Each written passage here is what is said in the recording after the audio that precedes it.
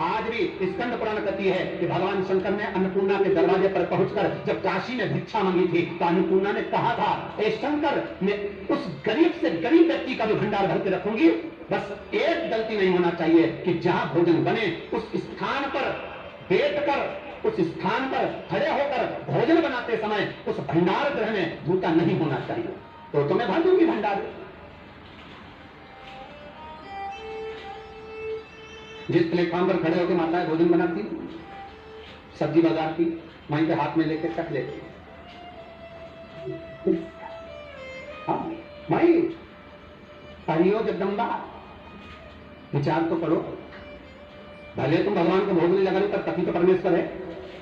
भले तुम भगवान को भोग नहीं लगा रहे पर पति तो परमेश्वर है। पति के लिए कहा परमेश्वर, मतलब भले भगवान की तुमने सेवा नहीं करी, भले अर्चना नहीं करी, भले पूजन नहीं करी, पर पति तो परमेश्वर है। सब में तो वही समझ आया।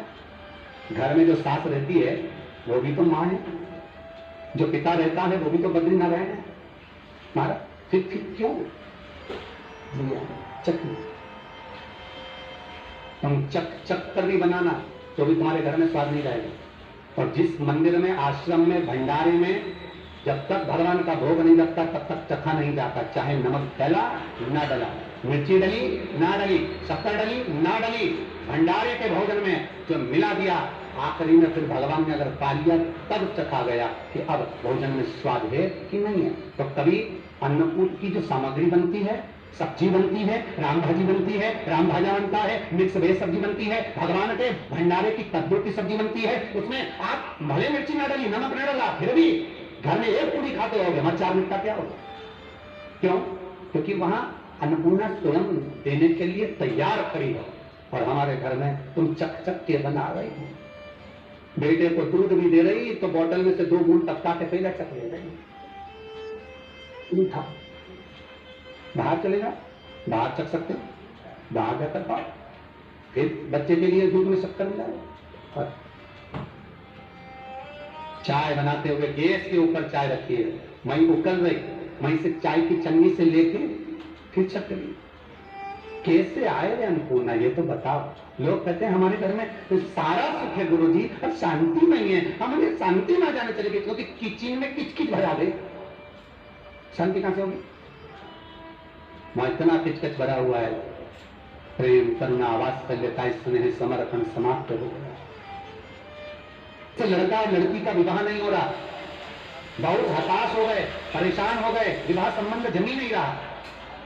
किसी भी बुधवार के दिन तांबे के कलश में चने की दाल को भर लीजिए, किसी भी बुधवार, और तांबे के कलश में चने की दाल को भर लो, उसमें 2 गोल सुपारी रख लो, पूजन वाली सुपारी रख कर 2 सिक्के उसमें रख लो, पीले कपड़े से मुख बांध दो, उसका पूजन करो बुधवार के दिन भी, और गुरुवार के दिन उसका पूजन स्नान करने के बाद करना। पर घर में किसी से बात मत करना, मुख से शब्द मत करना, मुख झूठा मत करना।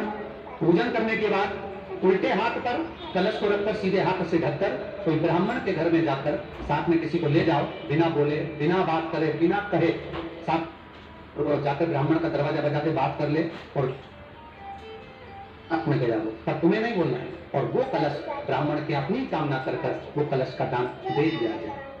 हमारा ज्यादा से ज्यादा 4 महीना 3 महीने के अंदर विवाह संबंध पक्का हो जाता है। विवाह चने की दाल का दान कुछ सहज नहीं है।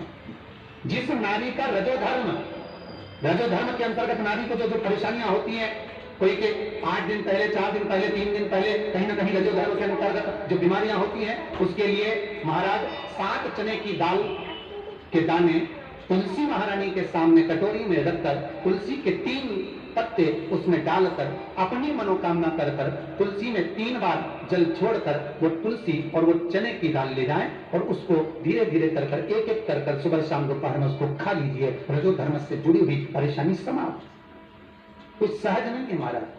चने की दाल को स्वर्ण दान का भी भाव कहा गया। हमारे हिंदू धर्म में चने की दाल को स्वर्ण दान भी करते हैं। जो व्यक्ति स्वर्ण दान नहीं कर पाता वो चने की दाल का दान कर देता है, तो स्वर्ण दान के बराबर मानने वाला।